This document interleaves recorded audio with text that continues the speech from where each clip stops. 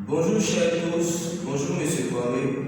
Nous sommes le groupe 19 et nous sommes là pour vous présenter notre exposé qui a pour thème Python et la programmation des microcontrôleurs.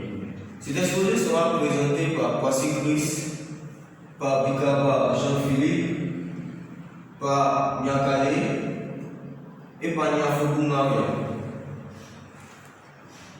Comme sommaire de notre exposé, nous allons Python. Nous allons définir Python. Nous allons définir qu'est-ce que Python.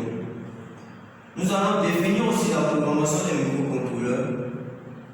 Parce que plusieurs personnes ne savent pas à quoi c'est les microcontrôleurs.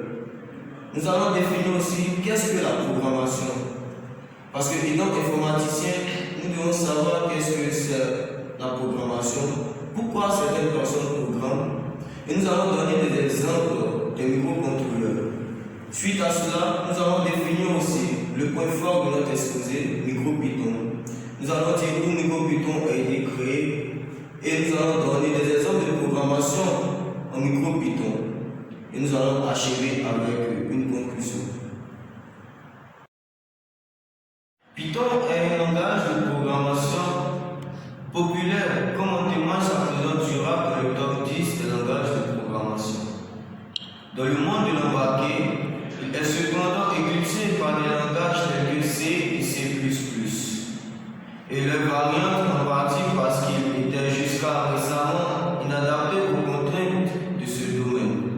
Cette lacune est comblée en 2014 par MicroPython, une implémentation de Python destinée aux microcontrôleurs qui est accompagnée par un ensemble de cartes électroniques compatibles. Cette combinaison permet ainsi à tous de programmer dans son langage favori par la réalisation de leurs projets embarqués. Je vais vous présenter la programmation des microcontrôleurs.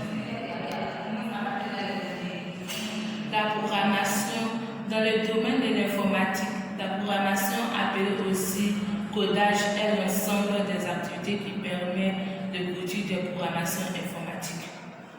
C'est une étape importante du développement des logiciels. L'écriture d'un programme se fait dans un langage de programmation et aujourd'hui, nous le verrons avec Python.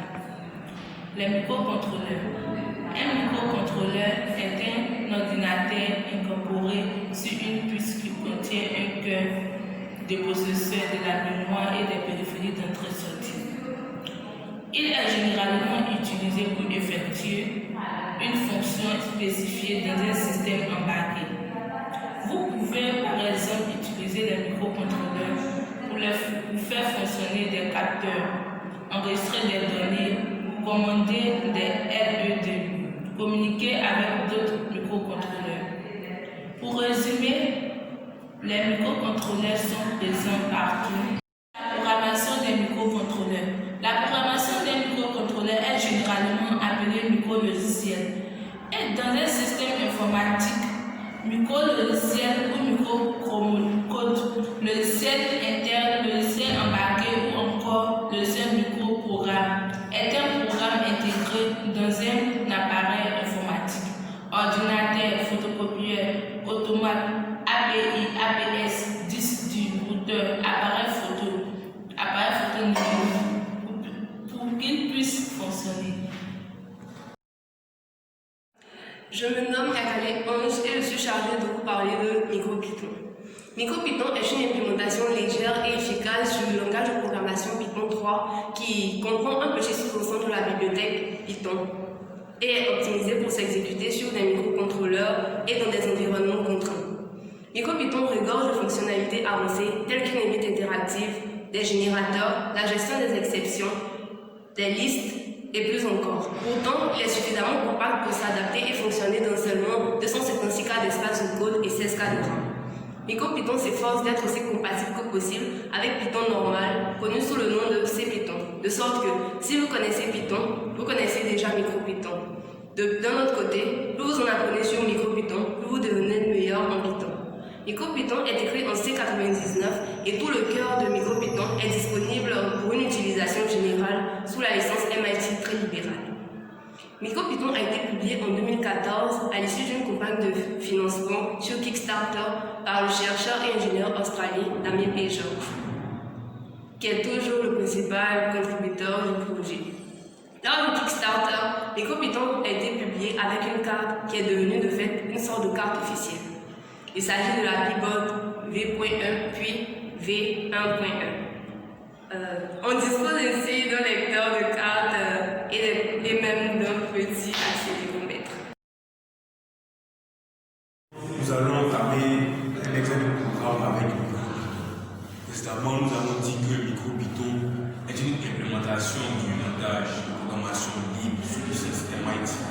La licence MIT est une licence du logiciel libre ou open source adaptée au monde des microcontrôleurs.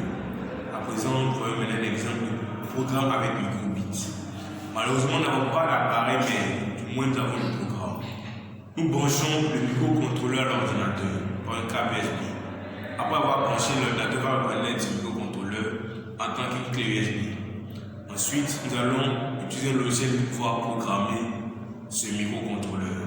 Cette carte à microcontrôleur, pour pouvoir programmer cette carte, nous pouvons utiliser le logiciel en ligne avec MicroBit qui est sur, nous le trouvons sur le site https://makecode.microbit ou.org ou une application avec Python https://python.microbit.org.